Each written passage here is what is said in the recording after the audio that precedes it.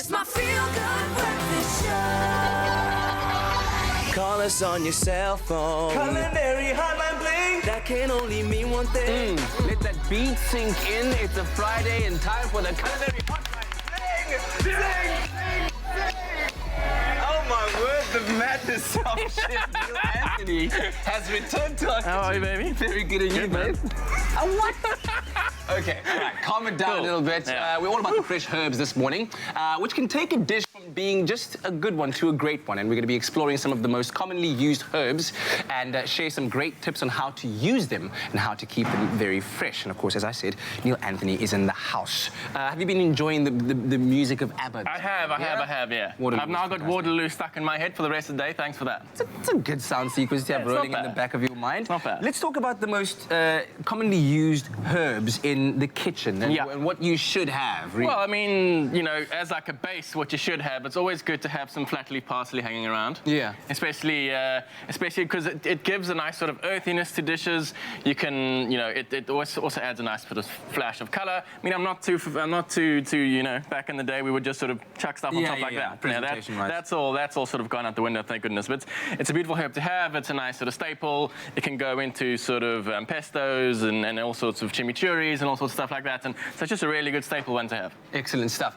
Are there different kinds of it? I mean, Yeah, you so said this is the flat so that's the flat parsley. leaf flat leaf Italian, then you get the curly one, the classic sort of 1980s curly parsley, which isn't that widely used. No, that's a bit of coriander. Yeah, I'm just kind of feeling Yeah. the herbs. So- I'm all within. So what are we seeing over there? So that is flat leaf. That is curly, I think. That's the curly parsley. Yeah, that's the curly parsley.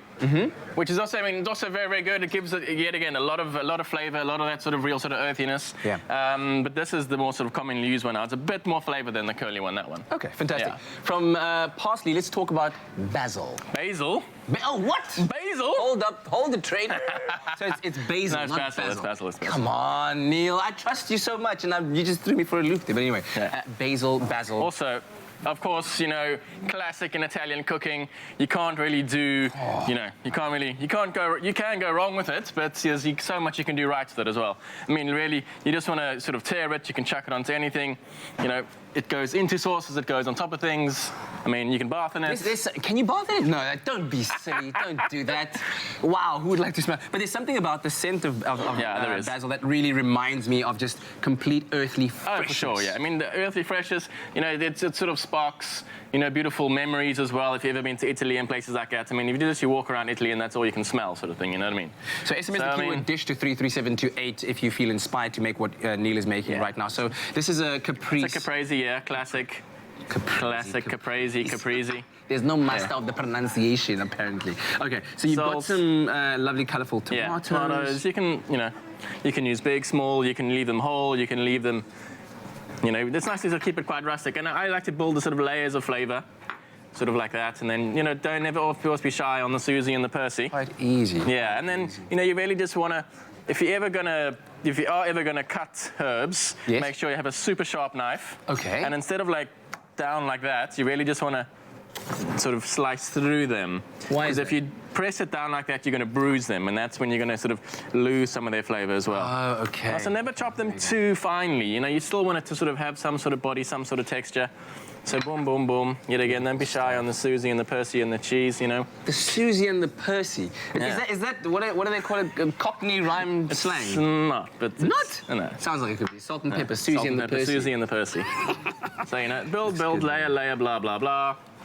Nice sort of final flourish there. Don't be shy. Wow. Something like that. How's that for the gram? Boom. Beautiful stuff. A caprese salad, caprese salad, whichever way you prefer to pronounce it. SMS With your dish basil. to 33728.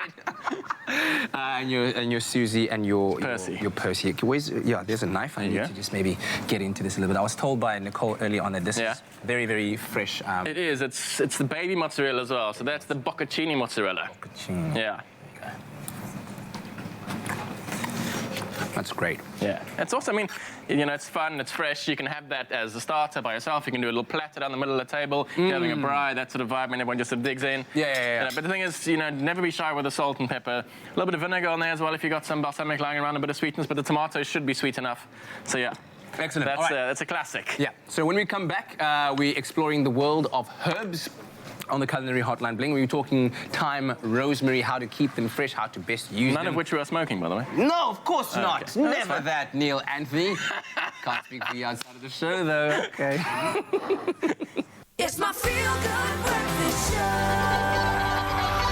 Call us on your cell phone. Culinary Hotline Bling. That can only mean Yes, one welcome thing. back to your Culinary Hotline Bling. Sing. I said it's the Culinary Hotline Bling, baby. Welcome to the Church of Herbs. Keeping it nice and fresh with Neil Anthony, and we're exploring the world of herbs, how to use them right and optimally in your kitchen. Earlier on, we were talking about parsley, and we were talking about basil as well. Well, Yeah. that's not bad. Basil over there, parsley over here. Now, thyme and rosemary. Let's start Thyme with and thyme, an rosemary. ancient evergreen herb. It is not? indeed, yeah. So this is your classic thyme. You can actually get a lemon thyme as well, which is quite nice.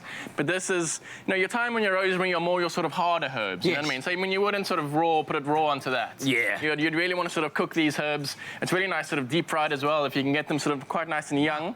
And then sort of, the sort of sticks are sort of quite edible. It's quite weird. You literally touch that little bush Yeah. and the entire kind of aroma of it just... yeah. And then you can imagine if there's any heat applied to these, how much sort of aroma they gave off. Yeah, exactly. You're doing that whole sort of thing, yeah. That's So cool. what kind of usage do you see for this? The best This kind is more use sort of for- like your roasts, like your roast chicken and your roasts and your steaks and stuff like that, because these can take a lot of hard heat. Yes. But then as soon as they hit that hard heat, they give off loads of flavor. Yes. So classic sort of roast chicken, sort of thyme, lemon, garlic, all those sort of things. So that's what I use the sort of harder herbs for. That's what gets the kitchen really smelling like does, you're yeah. No, a for sure. big-time chef. Yeah. Eh? Yeah. If No, that's people real. walk in there and they can smell garlic and thyme, Yeah. it's like, whoa! Yeah, no, then what you have made we it. walked into? Yeah. Then you've made it. Good stuff. Yeah. So what about rosemary, which is one of my Rosemary is favorites, also, associated with lamb. Yeah, I think. mean, like I said, yet again, so it's the harder herbs. You can just picture yourself a nice sort of, what's quite nice about something like this is if you do, what you want to do is then, if you're having a braai, then what you do is you make your own like basting brush. So you sort of tie that look up, at you. and then you could baste your meat with the sort of herbs and the oil and that sort of stuff, which is really, really Yeah. cool. And yet again, sort of the harder sort of frying and stuff like that. Rosemary as well actually goes quite nice in a dessert if you cook it with a bit of sugar and then blend it into rosemary sugar, and then you can sprinkle it on some ice cream. Wowzers. Yeah, it's nice. Wowzers. It's that floral, you know what I mean? I was just thinking now of an Also, idea like- because it is a hard herb like that. Would you ever consider maybe taking, a bit of rosemary like this and putting it in on your coals to Oh, yeah, allow yeah, it to for sure, yeah, smoke, definitely, and then yeah, you big time, yeah. smoke your Big meat time, or whatever perfect, it is? yeah. Excellent. And then with like the sticks, you get a little scallop on there. You can put some chicken on there and cook it on the actual stick. Wow. Yeah. There you so go. It's super versatile. An innovative way of Yeah. using that. So how about when it comes to keeping them fresh? If you don't have a beautiful Look, I display mean, like this at home? if it's obviously that's the ultimate if you can have it in a little pot. Mm-hmm. I mean, basil and stuff grows really well like at a windowsill. If you do buy your herbs from the shop and they come in a little box or something, the best thing to do is just I always have like a little spritzer of water. Yeah. And then you just take like a cloth or a piece of paper towel, Yeah. and then put them in there, roll it up, and then spray it with a bit of water, and then just keep it in the fridge. Okay. Yeah, keeps and it nice that'll and hold fresh. for about a week? Yeah, a week, yeah, easy, yeah. Fantastic Yeah. stuff. All right. Well, thank you very much, Neil. I think we've really gained some good knowledge about how to use these herbs. Which one is your favorite, by the way? Which one do you find yourself using the most in your I would go kitchen? thyme for sure, especially on a sort of a versatility as well, because it's, yet again, it's chicken, meat, fish, all that sort of stuff.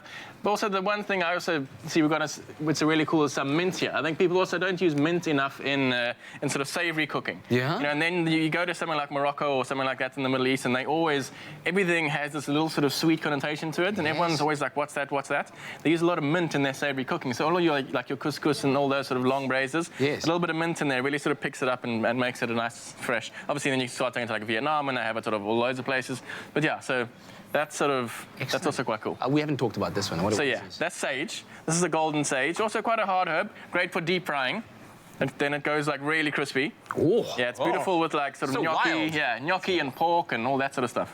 My goodness. Yeah, Okay. very I cool. don't know if we've explored all of them here, but So we've got also, chives, a little bit of coriander. did we speak about this? Yeah, that's a little coriander. Bit of coriander. Also, all over Asia, all of those sort of flavors. You got the coriander, mint.